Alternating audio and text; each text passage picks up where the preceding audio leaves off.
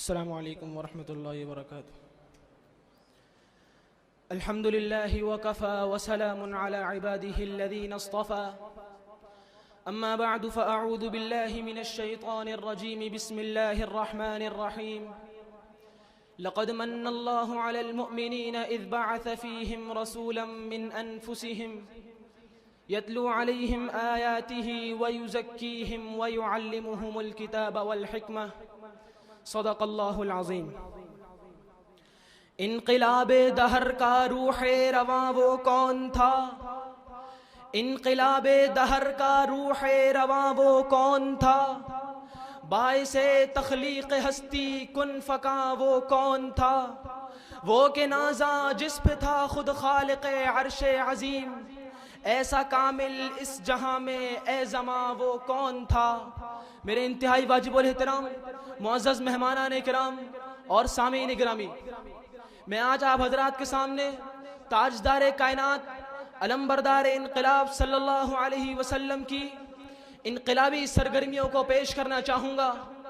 پیغمبر اسلام کی آمد سے قبل یہ پوری دنیا جہالت کی وادیوں میں غرق تھی، علم و معرفت کا نور اٹھ چکا تھا، چہار دانگ عالم میں ظلم کا راج تھا، خصوصاً جزیرہ عرب میں عداوت اور دشمنی کا دورہ تھا، ظلم کی کالی گھٹا ہر طرف تلی کھڑی تھی، عصیاں کی بجلیاں آسمان پر کونتی تھیں، نیکی نفس کی طغیانیوں میں گھری ہوئی تھر تھر کانپ رہی تھی، پوری دنیا پر ایک لعنت مسلط تھی کہ اچانک تبدیلی کی صدا لگائی گئی، انقلاب کا نکارہ بجایا گیا، پھر بی بی آمنہ کے بطن سے وہ نالے جہاں تاب پیدا ہوا جس کے لیے کار مذلت میں گری ہوئی انسانیت کو اٹھانا مقدر ہو چکا تھا۔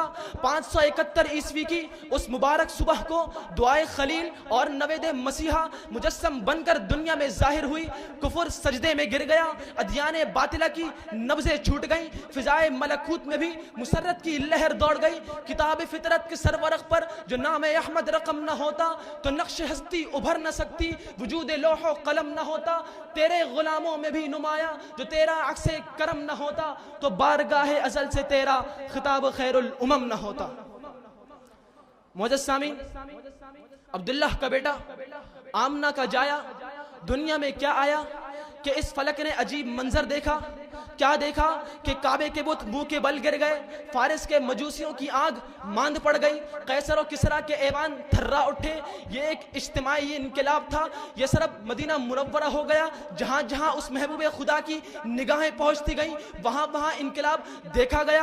ابو بکر صدیق، عمر فاروق، عثمان ذو النورین اور علی حیدر کرار بن گئے۔ یہ ایک ایسا اجتماعی انقلاب تھا جس کے لیے یہ دنیا تڑپ رہی تھی، ظلم کی کالی گھٹا پر عدل و انصاف کا غلبہ ہونے لگا، دنیا کو حریت کے معانی سمجھائے گئے، کبر و نخوت کو پیروں تلے رگڑ دیا گیا، بزم حیات کے منتشر نظام کو یکسوئی عطا کی گئی، مظلوموں کی آہیں اور ستم رسیدوں کے نالے نغمہ طرب میں بدل گئے، جھوٹے خداؤں کا فریب مٹنے لگا، ظالم و جابر کفار کے ماتھے پر پسینہ آنے لگا، متلاشیان حق کو عرفان الہی عطا ہوا۔ یہ وہ انقلاب تھا جس کے لیے چشم فلک نے گردنیں کٹتی دیکھی، یہ وہ انقلاب تھا کہ جس کے لیے انسانیت کا قتل عام اس بے دردی کے ساتھ کیا گیا کہ دشت و دشت سمندر بھی سرخ آنسو بہانے لگے۔ یہ زمین پروردگار سے رحم کی بھیک مانگ رہی تھی تو رب کائنات نے انسانیت پر احسان فرمایا اور پیغمبر انقلاب کو مبعوث فرمایا۔ حضور اپنے انقلابی پیام کو لے کر گھر گھر گئے، در در کی ٹھوکریں کھائیں، مگر اس انقلابی پیام نے سینوں کو پلٹایا، روحوں کو ملایا، فوت شدہ انسانیت کو دوبارہ زندہ کیا، رہنما تعلیمات سے روشناس کرایا۔ سیاست کا ایوان ہو یا جنگ کا میدان، سارے ہی اصولوں سے متعارف کرایا۔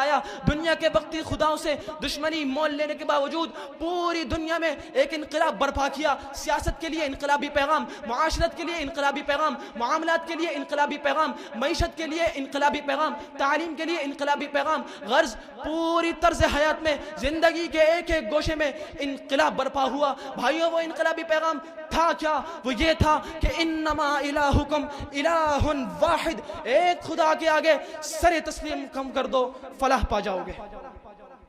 مگر افسوس، کیا سردار انسانیت پوری دنیا کے لیے تماشا اور کھیل بن چکا ہے؟ مجھے بتلاؤ میرے یتیم آقا کا قصور کیا تھا کہ اس کی اتنی تذلیل کی جاتی ہے؟ میرے یتیم آقا نے تمہارے باپ دادا کا کیا بگاڑا تھا کہ آئے دن اس کی شان اقدس پر بھونکتے رہتے ہو؟